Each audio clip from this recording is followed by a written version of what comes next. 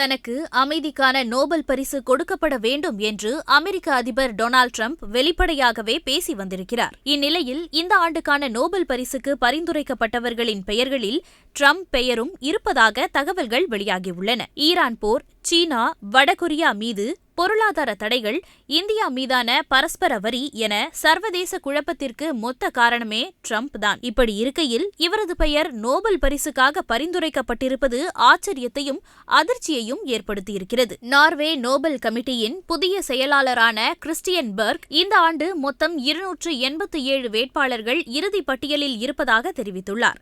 இதில் 208 தனிநபர்களும் 79 அமைப்புகளும் அடங்கும். டொனால்டு டிரம்ப் இந்த பட்டியலில் இடம்பெற்றுள்ளதாக தெரிகிறது. குறிப்பாக கம்போடியா, இஸ்ரேல் மற்றும் பாகிஸ்தான் ஆகிய நாடுகளின் தலைவர்கள் டிரம்பை இந்த பரிசுக்கு அதிகாரப்பூர்வமாக பரிந்துரைத்துள்ளதாக தகவல்கள் தெரிவிக்கின்றன. சர்வதேச மோதல்களை தீர்ப்பதற்காக டிரம்ப் பெரிய முயற்சி எடுத்திருப்பதாகவும் அவருக்கு அமைதிக்கான நோபல் பரிசு கொடுக்கப்பட வேண்டும் என்றும் வலியுறுத்தப்பட்டிருக்கிறது. பொதுவாக நோபல் கமிட்டி யாரையும் அதிகாரப்பூர்வமாக வேட்பாளர் என்று அறிவிப்பதில்லை. பரிந்துரைக்கப்பட்டவர்களின் விவரங்கள் 50 ஆண்டுகளுக்கு ரகசியமாக வைக்கப்படும். இருப்பினும் அவரை பரிந்துரை செய்த தலைவர்கள் அதனை பகிரங்கமாக தெரிவித்துள்ளதால் இந்த செய்தி வெளியாகியுள்ளது. மெக்சிகோ அதிபர் கிளாடியா ஷீன்பாம் எல்லை பாதுகாப்பு மற்றும் வட அமெரிக்க பிராந்தியத்தில் அமைதியை நிலைநாட்ட டிரம்ப் எடுத்த முயற்சிகளுக்காக அவரை பரிந்துரைத்ததாக தெரிவித்தார். இஸ்ரேல் பிரதமர் நெதன்யாகு மத்திய கிழக்கில் ஆப்ரஹாம் உடன்படிக்கை போன்ற வரலாற்று சிறப்புமிக்க அமைதி முயற்சிகளை தொடங்கியதற்காக டிரம்பை மீண்டும் ஒருமுறை பரிந்துரைத்துள்ளார். இது தவிர